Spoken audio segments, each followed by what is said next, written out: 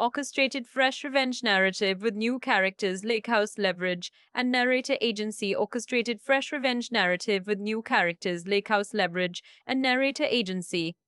There's no room for your two this year, and honestly, it's better that way. That's how my sister told me my kids weren't coming to the lake. No fight, no apology hiding in her voice.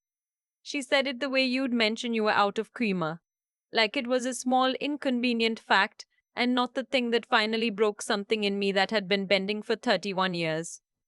I was standing at my kitchen sink with the phone wedged against my shoulder, watching my 4-year-old try to feed a goldfish cracker to the dog through the patio door. My 6-year-old was at the table coloring a picture of a pontoon boat with the wrong number of people on it, because in his version, everybody was there. Everybody. He'd already drawn his cousin holding his hand. For most of my life, I would have swallowed it.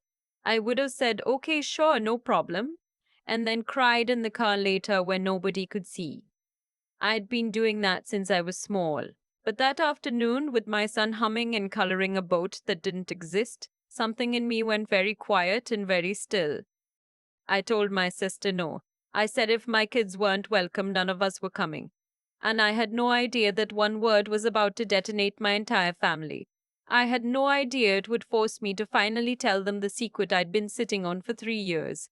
And I sure as hell didn't know it would end with all of them, every last one, calling my phone off the hook, begging. But let me back up because none of this makes sense unless you understand what kind of family I come from. My name is Holly. I'm 31. I grew up the second daughter, which in my house was less a birth order and more a job title. My older sister was the son. The rest of us were just things that happened to be standing nearby, warming ourselves on whatever light she didn't use.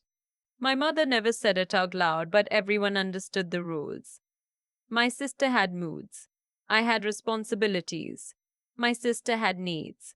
I had the strength to go without. I was 4 the first time I remember being handed that role. My sister wanted my birthday cake, not a slice, the whole thing, because hers the year before had been chocolate, and she'd decided too late that she'd rather have had vanilla, and somehow that was a debt the universe owed her, and the universe paid it out of my 5th birthday. My mother cut me a small corner and gave my sister the rest to keep the peace, and when I cried, she crouched down and told me, in this gentle, disappointed voice I'd come to know better than my own heartbeat, Holly, you're the easy one. Don't make this hard. The easy one. That was me. It sounded like a compliment until you realized it was an instruction. It meant take up no space, want nothing, feel nothing out loud. I got good at it. I got so good that by the time I was a teenager, I'd stopped noticing I was doing it. When I made honor roll, my parents took my sister out for ice cream because she was feeling overshadowed. When my sister flunked 2 classes, they hired a tutor and threw her a fresh start dinner. When I got into college on a scholarship, my mother's first comment was that I shouldn't post about it on Facebook because my sister was in a sensitive place. When my sister got married, the whole family flew to Charleston. When I got married 2 years earlier, my mother spent the rehearsal dinner on her phone managing some crisis of my sister's that I never even learned the details of. I want to be clear about something, because the comments people always have for women like me are, why didn't you just leave? Why didn't you stand up sooner? And I get it. I do. From the outside, I looked spineless. But you have to understand, when the people who were supposed to love you first spend your whole childhood teaching you that your wanting is a problem, you don't experience standing up as bravery. You experience it as danger. Every cell in your body tells you that the second you ask for something, the warmth gets cut off and you're out in the cold. So I built my warmth somewhere else. I married a man who actually saw me. My husband is named Nathan, and he's the kind of quiet that people mistake for simple. He's not.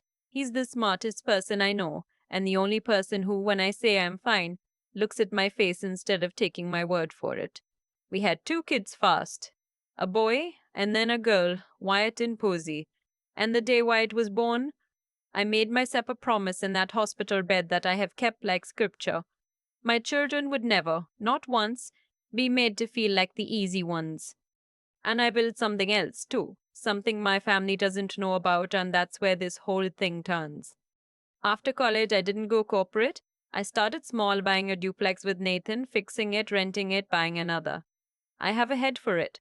Within a few years, it wasn't a side thing anymore. It was a real company, an LLC with my name on the paperwork and a property portfolio that would make my family choke on their iced tea if they ever saw the numbers. But here's the thing about being the easy one: you learn to hide. I never told them. To my mother, I was playing landlord. To my sister, I was the one who's good with spreadsheets. It was easier to let them think I was scraping by. When they thought you had nothing, they left you alone. When they thought you had something, they came to take it. Now, the lake. There's a house on such a lake, about 3 hours north of us, that has been the heart of my family for as long as I've been alive. My grandfather built the dock himself. There are pencil marks on the pantry door frame with all our heights, and the years going back to the 70s. Every 4th of July, every family of us would caravan up, and for 1 week we'd all pretend to be the family we look like in the photos. I love that house with an ache I can't explain. It was the one place where my roar got a little lighter, because there were so many of us crammed in that nobody had the energy to keep score. My grandfather died 4 years ago, and here's what nobody in my family talks about, because the truth doesn't fit the story they like to tell. When he died, that house was drowning. He'd taken out a reverse mortgage and hadn't kept up the property taxes, and within a year of the funeral, the county was circling. There was a tax lien. The house, the dock, the pencil marks, all of it was going to be sold at auction to a stranger, and not one person in my family had the cash or the will to save it. My sister and her husband talked a big game about we should really do something, and then did nothing. My parents threw up their hands. The thing they all called sacred they let sit on the chopping block. So I saved it. Quietly. Through my company, which none of them connected to me, I paid off the back taxes, cleared the lien, satisfied the mortgage, and took the deed. It cost me a number I'm still not going to say out loud. And then, this is the part I'm not proud of, the part that tells you how deep the easy one thing runs. I never told them. I let them keep using it for free. Every summer, I paid the insurance, the property tax, the new roof when the old one finally gave out after a hailstorm, the dock repairs, all of it out of my own pocket, and I let my family believe it was still ours, theirs, a thing the universe simply provided. Because I didn't want a thank you. I wanted what I'd always wanted. I wanted them to like me. I thought maybe if I was generous enough, invisible enough, they'd finally let me belong. My sister's husband. I'll call him my brother-in-law because that's what he is. A loud Jim Shorts in church kind of man named Trent, who's never closed a deal he didn't immediately brag about, had started running his own little operation out of that house the last 2 summers. He'd list it on Airbnb in the off weeks without telling anyone, pocket the money, and he'd started booking it as a wedding and event venue too, lakeside ceremonies, the whole thing. He told the family he had an arrangement. He didn't have an arrangement. He had my generosity and my silence, which he'd mistaken for ownership. He was, at that very moment, taking deposits on a property he believed he would one day inherit that already belonged, in full, to the woman he treated like furniture. I didn't know all of that yet. The Airbnb, the venue deposits, I'd find out soon. But I'm telling you now so you understand the size of what I was holding when my sister called to say my kids weren't important enough for the lake. Let me take you back to the kitchen. After I told her none of us were coming, there was this pause, and then she laughed, this short little disbelieving laugh. Don't be dramatic, Holly, she said. It's a relaxing adults and big kids week. You're two are little. They cry. They don't nap on schedule. Posey throws food. We just wanted to be nice this year. You can still come. Get Nathan's mom to take the kids. They're your nephew and niece, I said. Wyatt has been counting down to the lake on the calendar since April. Then maybe don't build it up so much next time, she said, like I was the one who'd done something cruel. I hung up. I stood there with my heart slamming, because I'd never done that before, hung up on her. And then the phone started. My mother first, of course. What did you say to your sister? She's beside herself. Then my aunt, the family hammer, the one they always send. Holly, honey, it's 1 week, just get a sitter, family is family. Then a text from my sister. Wow, punishing the whole family because you can't take a joke. Then my mother again. It was a coordinated thing the way it always was, everyone deployed to the same single goal, which was getting me to lie back down so the family could keep walking over me without having to look at the floor. That night, Nathan found me on the back porch. He didn't ask what was wrong, he just sat down next to me and waited, which is his way. They don't want the kids at the lake, I finally said. His jaw did a thing. Why? Posey throws food. Why it's too much. The vibe. He was quiet for a long minute. Then he said, What do you want to do? And I want you to notice something. He didn't tell me what to do. He's never once told me what to do. He asked me what I wanted, like my wanting was a normal thing a person was allowed to have. And after 31 years of being trained out of it, that question still undoes me every time. I want to stop, I said. I'm so tired of being the one who bends. Then stop, he said. We'll do our own thing. We'll take the kids somewhere that actually wants them. So that's what we decided. We'd do a 4th of July at home, just us, sparklers in the backyard, the kids in their swimsuits in the little inflatable pool, hot dogs, the works. I told Wyatt we were having a special last trip, and he was disappointed. But he's a sturdy kid. He bounced. Posey didn't understand enough to be sad, which was its own kind of mercy. The texts kept coming for 3 days. My father even called, which he never does. Holly, just go. Your mother's making my life miserable. Fix it. Not are you okay? Not that was wrong of your sister. Just fix it so the noise stops so I can watch the game. I told him no. He sighed, the exact sigh my mother sighs, and hung up. Then on the morning of the 4th, while my family was already up at my lake house eating off my plates and floating on the pontoon I'd paid to have redecked, my phone lit up with a FaceTime from my mother. I should have known. God, I should have known. But hope is the most stubborn, stupid thing a person can carry, and I was still carrying it. I thought, maybe she feels bad. Maybe she's calling to make it right. Don't, Nathan said, watching my face. She wants to talk to the kids, I said, already swiping green. My mother's face filled the screen. Son behind her, that big floppy hat she always wears at the lake. I could hear the water and somebody's Bluetooth speaker. There she is, she sang out, all warmth, the warmth she only ever turns on when she's about to do something cruel with it. The kids heard her voice and came running. Grandma, Wyatt shouted, climbing into my lap. Posey squeezed in beside him. Oh, my babies, my mother cooed. And then she turned the camera around. She panned it across the whole thing. The dock. The cousins jumping off the end into the green water. My sister laughing on the pontoon. The cooler, the floats, the flags. My brother-in-law manning a grill the size of a small car. Look at all the fun. Isn't it beautiful? My mother said, and I watched my son's face change in real time. I watched him understand. Is Dad, are you at the lake? Wyatt asked. His voice went thin. Without us. We sure are, sweetie, my mother said, bright as a knife. Wish you could be here. Mom said it was a special last trip, Wyatt said, and then he turned and looked at me with these huge betrayed eyes. And he said, You lied. And his face just crumpled. And Posey, who didn't understand any of it except that her brother was crying, started wailing too, and somewhere in the background I heard my sister's voice float over, light and amused. Oh, are they upset?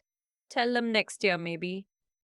My mother's face came back on the screen, and she did this performance of surprise, this little gasp, and she said, Oh, Holly, didn't you explain it to them? Putting it on me. Making me the villain in front of my own crying children, the way she'd made me the villain my entire life. I hung up. I didn't say goodbye. I just stabbed the red circle, and then I held both my kids while they sobbed. Posey with her wet face in my neck and Wyatt shaking against my chest, saying, Why don't they want us, over and over, and I felt something in me that had been quietly bending for 31 years. Finally, cleanly, snap. Nathan crouched down in front of us. His face was white. He's the calmest man I've ever met. and I have only seen him truly angry a handful of times, and this was the worst of them, this cold, flat stillness. Take them inside, he said quietly. Get them set up with a movie. I've got the pool. I got the kids calmed down with popsicles and a cartoon. And when I came back into the kitchen, Nathan was leaning against the counter with his arms crossed. And he said, I can live with how they treat you. I hate it, but you're a grown woman, and that's your call. But they just did that to a 6-year-old, on purpose. They drove up to a house they don't even. He stopped himself. Because he knew. Of course, he knew he's my husband. He'd signed papers too. He knew whose house it was. And I looked at him, and for the first time in 3 years of staying quiet, of paying that insurance bill every month and never saying a word, of letting Trent run his little business off my dock and my sister sun herself on my deck, I felt the silence lift off me like a wet coat I'd been wearing so long I'd forgotten I had it on. It's my house, I said out loud. To no one. To myself, mostly. That's my house they're standing on. I want to tell you that what I did next, I did in a white-hot rage, because that would be a better story. But it wasn't like that. It was very calm. It was the calmest I'd ever felt. I have a property manager, a great one, and a real estate attorney on retainer. Because this is my actual job. This is what I do.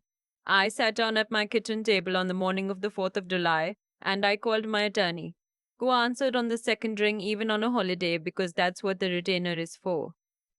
I need to revoke a guest license effective immediately, I said, and I need to know my exposure on someone subletting the property without authorization. He pulled the file, and then he told me the thing I didn't know. My brother-in-law had not only an Airbnb in my house behind my back, he'd booked it as a wedding venue for that very next weekend. A real wedding, a deposit of several $1,000s taken on a property he had no right to rent, with a contract he had no authority to sign, with my family name on it like it was theirs to spend. He's been collecting income off your asset for at least 2 seasons, my attorney said. You'd be entirely within your rights to put a stop to all of it today. The house has smart locks. I'd installed them 2 summers ago, told everyone it was so they wouldn't have to mess with the lockbox. I have them on an app on my phone. I sat there at my own kitchen table, 3 hours away, and I changed the codes. Every one of them. While my family floated on my lake, I locked them out of my house with my thumb. Then I had my attorney send 2 things. First, a formal notice to my brother-in-law and my parents that the property's owner, a name on an LLC they'd never bothered to look up, my name was revoking all use effective at noon, and that any commercial bookings were unauthorized and would be cancelled. Second, a notice to the couple whose wedding he'd booked, gently informing them that the person who took their deposit did not own or have authority over the venue, and they should seek their money back from him directly. And then I set my phone face down on the table and I went and watched the cartoon with my kids. You want to know what justice feels like? It doesn't feel like fireworks. It feels like sitting on the floor with your daughter's sticky popsicle hand in yours, watching a cartoon you've seen 40 times, while 3 hours away the entire architecture of your family's contempt quietly comes apart without you having to lift your voice even once. It took about an hour for the lock codes to start failing on them, because of course they went in and out all day. The first text came from my mother. The door won't open. Did something happen with the locks? I didn't answer. Then a string of them. Then a call I let ring. Then a text from my sister Holly. The codes aren't working and Trent has people coming. This isn't funny. Then finally the one I knew was coming from my brother-in-law himself. And it was just, what did you do? I answered that one. I typed, the owner revoked your access. You're trespassing as of noon. Take your wedding deposit up with the family you keep telling everyone you belong to. The phone rang immediately. I let it go to voicemail. It rang again. I put it on silent and laid it in a drawer, and Nathan looked at me from across the kitchen with this expression I'll never forget. Not pride exactly, something quieter and bigger than pride, and he said, You okay? No, I said honestly, but I will be. By that evening, the dam broke completely. They'd had to pack up the whole party and clear out. The wedding couple had called Trent in a panic about their deposit. My sister had figured out enough to be hysterical, and somewhere in there, my brother in law had pulled up the county records on his phone and seen, in black and white, the name on the deed. My name. The easy one. The spreadsheet girl. The one whose kids didn't fit the vibe. The family group chat, which I keep muted for my own sanity, was a war zone. My aunt, how could you do this to your own family? That house is ours. My mother, Holly, call me this instant. You have humiliated all of us. My sister, I always knew you were jealous of me, but this is sick. You a snake. You let us think it was Grandpa's. And then, the one that actually made me laugh out loud in the dark of my kitchen, from my brother-in-law. We can talk about a fair lease. Let's be adults. A fair lease. After 2 years of pocketing my house's income and calling me jealous, now he wanted to be adults. My father called. Once. Holly, he said gruff. Your mother is in pieces. Just let them keep using the house. It doesn't cost you anything. And I think that was the moment something finished healing in me, because 3 years ago that sentence would have worked. It doesn't cost you anything. As if I hadn't been paying, in dollars and in dignity, every single month the whole time. As if my saving the thing they loved and then taking their abuse in silence had been free. It costs me plenty, Dad, I said. It always has. You just never had to see the bill. My mother showed up at my door the next morning. She'd driven the 3 hours straight back. She looked wrecked, which I'd never seen. Her makeup gone, the floppy hat nowhere, and she pushed past me into my front hall and spun around and said, How could you keep this from us? How could you let us think or you let your own mother? You're welcome, I said. That stopped her. What? For the roof, I said. For the new dock. For the taxes Grandpa didn't pay, that you all let almost cost us the house, that I covered without a single thank you. For 3 years of insurance. You're welcome. My voice didn't shake. That surprised me more than anything. I didn't keep it from you to hurt you. I kept it because the second you all knew I had something, you'd have come for it. And I was right. The first time my kids inconvenienced your perfect week, you put a phone in my crying son's face to teach me a lesson. So no, I'm done. No, sister is devastated, my mother said, switching tracks, because that's the only card she's ever had. Trent might be in real trouble over that wedding deposit. They could get sued. Is that what you want? Trent took money for a house that isn't his, I said. That's not me. That's him. You've spent 31 years telling me to be the bigger person. Well, I bought the house. I am, by every possible measure, the bigger person in this family, and I'm finally acting like it. She stared at me, and then the warmth dropped off her face the way it always did when I stopped being useful, and she said low and ugly, You were always so jealous of her. No, Mum, I said, and I opened my own front door for her. I was only so tired. She left, and I closed the door and leaned against it and waited for the guilt, the old, reliable guilt, to come crush me. And it came, a little. But it was thinner than it used to be. It hurt less than it ever had. My sister didn't come for almost 2 weeks. When she did, she came alone in the evening, and she sat in her car in my driveway for a long time before she got out. When I opened the door, she looked like a different person than the one on the pontoon. Smaller. She'd been crying. Can I come in? I let her stand in the hallway. I wasn't going to make it cozy. Trent moved out, she said. For now, the wedding couple's threatening to sue him for the deposit. He already spent it. Where? She stopped, pressed her hand to her mouth. We've been living off that house, Holly. The rentals. I didn't. Okay, I knew. I knew it wasn't really ours. Somewhere I knew. I just didn't let myself. You knew it was mine? No. God, no. I thought it was just there. I thought it was just the family's. She looked up. But I knew Trent was making money off it, and I never asked the hard questions because the money was nice. She took a breath. Brielle cried when she found out Wyatt and Posey weren't coming. Did you know that? My own kid. She asked me 4 times where her cousins were, and I told her they were sick because I couldn't stand to tell her the truth. which is that I didn't want little kids ruining my pretty week. I lied to my own daughter to cover for how ugly I was being. I didn't say anything. I let her sit in it. I'm jealous of you, she said, and it came out of her like something being pulled. Okay, that's it. That's the whole stupid thing. You have Nathan who looks at you like, and you built this whole life nobody handed you, and I got handed everything and I still can't keep anything together, and Trent looks at his phone more than he looks at me, and I wanted one perfect week where I was the one with the beautiful family at the beautiful lake. So I cut out the messiest part. Your kids? I'm so sorry. I'm so sorry, Holly. And here's the thing. I believed her. It was the first real apology I'd gotten from her in our entire lives. No? But, no, you have to understand. Just sorry. I forgive you, I said. And I meant it because I was done carrying it. But you need to hear what forgiving you is and what it isn't.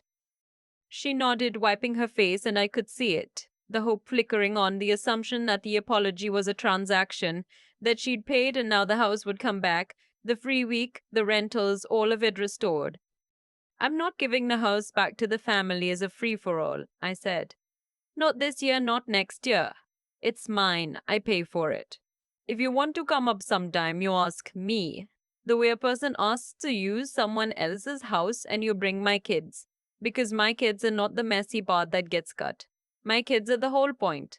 Those are the terms. Take them or don't. The face did the thing my mother's face does.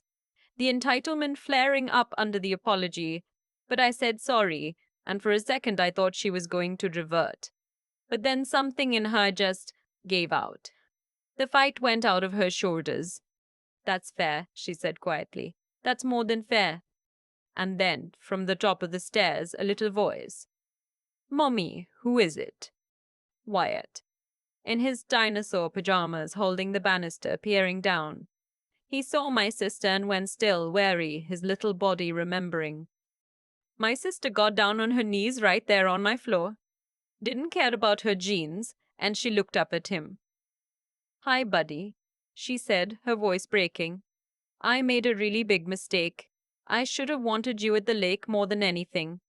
You and Posey are the best part of any week. I was wrong and I'm sorry. Wyatt looked at me. I nodded, and my son, who was a better person than any adult in this whole story, came down 2 steps and said, It's okay, everybody makes mistakes. Then, because he's 6, can I come to the lake next time? I want to jump off the dock like the big kids. My sister laughed through her tears. Yeah, she said. Yeah, you can jump off the dock. It's been almost a year. Trent settles the deposit thing barely, and he's been humbled in a way I won't pretend I'm sad about. He says please and thank you to me now, which he never did before. My mother and I talk about the weather and recipes and nothing deeper, and that's all right, because I know the boundary now, and I don't reach across it hoping anymore. Some things you just stop reaching for. But last weekend we drove up to the lake. My family, my for me, and Nathan and Wyatt and Posey. I'd invited my sister and Brielle on my terms. And they came. And Brielle and Wyatt spent 2 hours flinging themselves off the end of the dock into that green water, shrieking while Posey threw exactly as much food on the deck as everyone always feared she would, and nobody said a word about it except to laugh. I stood at the pantry door frame and found the pencil marks, all of them going back to before I was born. And then I got a pencil out of the kitchen drawer and I lined Wyatt and Posey up against the wood, and I marked their heights and I wrote their names and the year next to all the others. Because it's my house, and in my house my kids get a mark on the wall. For 31 years I believed that being a good person meant being a quiet one.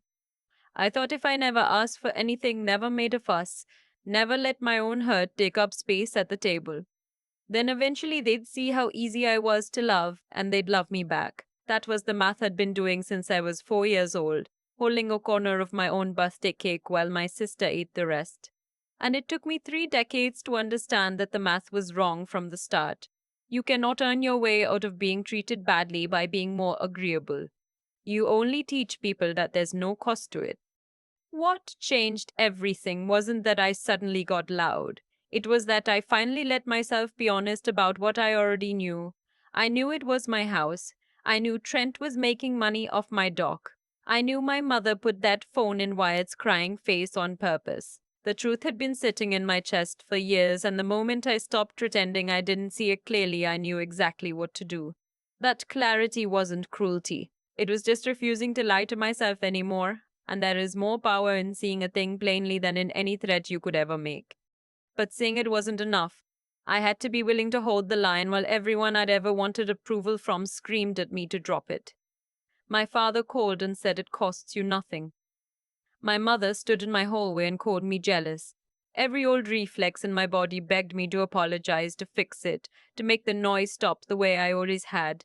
Holding still through that, letting them be angry and not folding, was the hardest thing I have ever done. Harder than buying the house, harder than any of it. That's the part nobody tells you about boundaries. The drawing of the line takes a second. The keeping of it takes everything you have. And here's what I want my kids to carry. The thing I'm marking on the wall right next to their heights. Be the kind of person who does right even when no one is watching. The way White forgave his aunt before any adult deserved it. Be smart enough to know your own worth before you hand it to someone who will spend it. And be strong enough to keep your word to yourself, even when the people you love are pulling on you to break it. I forgave my sister. I really did. But forgiveness was never the same thing as letting her back into a house she set on fire. I loved them, and I locked the door. It turns out you can do both. It turns out that's what it looks like when the easy one finally grows up.